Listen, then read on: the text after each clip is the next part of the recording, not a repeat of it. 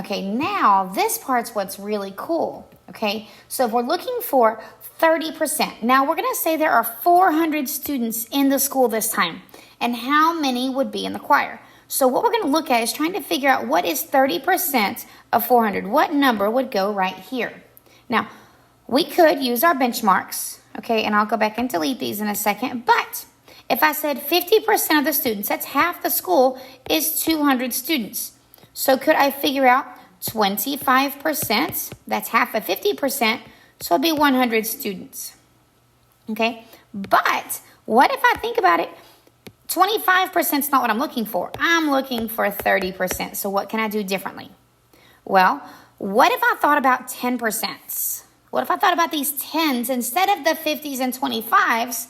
I just went a little bit smaller and went to the 10s here, okay? So 10% of something.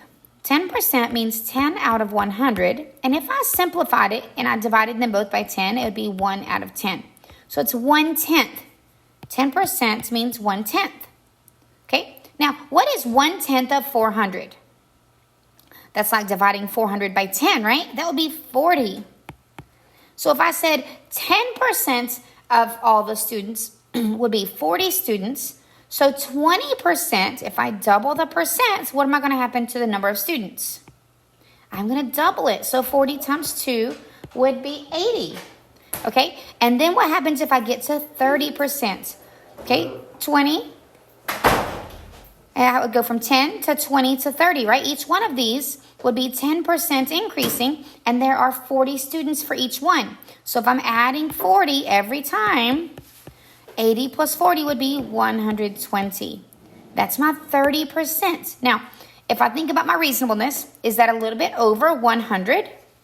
Because 100 students represented 25%. Yeah, and it's less than the 50% because that would be 200. So our answer is reasonable based on the estimations and our benchmarks here.